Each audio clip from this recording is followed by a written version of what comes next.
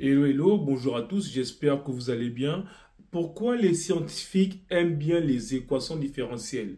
Pour une seule chose, parce qu'elles nous aident à prévoir un système, ou bien les équations différentielles nous permettent de pouvoir prévoir ou le futur d'un système. Et donc, quand on parle de futur d'un système, on peut faire allusion à l'évolution de la planète Terre, à l'évolution d'une population, ou bien même de ton compte en banque. Et donc, sans plus tarder, nous allons voir différents cas où à quoi nous servent les équations différentielles. Donc, dans notre cas ici, on parle de la loi de Newton. En fait, la loi de Newton en physique nous dit quoi? Dans le mouvement d'un objet, lorsqu'un objet est en mouvement, il nous explique que, en fait, l'évolution de la position d'un objet, c'est en fonction de la force émise. Donc, la force va donner l'évolution, on va dire, d'un objet. Par exemple, d'une fusée, d'un lancer de balles, ainsi de suite. Et c'est grâce à ça qu'on appelle la loi de Newton. C'est grâce à des équations différentielles, donc depuis son époque.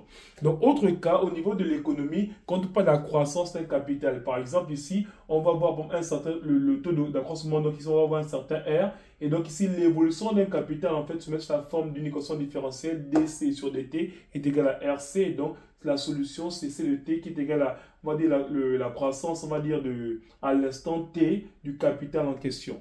Donc ici, maintenant, si on voit un autre cas, c'est au niveau de la biologie. On parle de la croissance d'une population. Par rapport à la vidéo précédente, j'essaie de mettre une formule un peu plus avancée parce que ça fait quoi? dP sur dt est égal à R de P, on va dire, de 1 moins P sur K. En fait, le K là, c'est quoi ici? K, on va dire, si vous voulez, de façon simple, c'est l'environnement. K peut représenter, par exemple, la capacité de la nourriture de l'environnement et même au niveau de l'espace, parce qu'on évolue en fonction de la nourriture qu'on a et de l'espace qu'on a. Donc, principalement, de base, c'est ça. Après, il peut y avoir d'autres raisons, mais bon. Bref.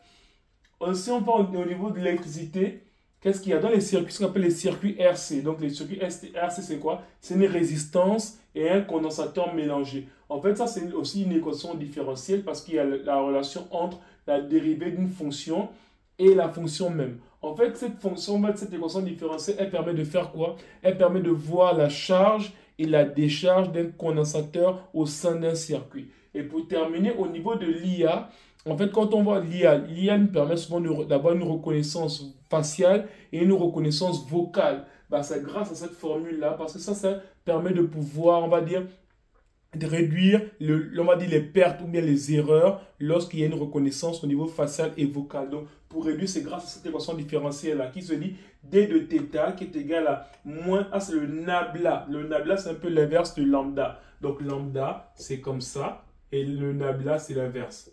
Donc, c'est moins nabla L de θ. En fait, nabla peut aussi être représenté par, on va dire, c'est ce qu'on appelle aussi le gradient en d'autres termes. Donc, en fait, ça peut dire quoi? En fait, le gradient, pour faire simple, c'est juste pour dire que d de θ par rapport au temps, c'est égal à quoi? Moins le gradient de la fonction de perte par rapport à θ. Et donc, pour faire un résumé simple de tout ça, qu'est-ce qu'on peut dire? On peut juste dire qu'en fait, à quoi nous servent les équations différentielles? Elles nous permettent juste à donner le futur d'un système, donc à prévoir un système. Donc, quand un système évolue, lorsqu'on veut faire les prédictions, rapidement, on passe sur les équations différentielles. Et pour pouvoir savoir comment on résout un peu les équations différentielles, ça c'est du second ordre, ça c'est du premier ordre. Rendez-vous à la vidéo prochaine. Merci.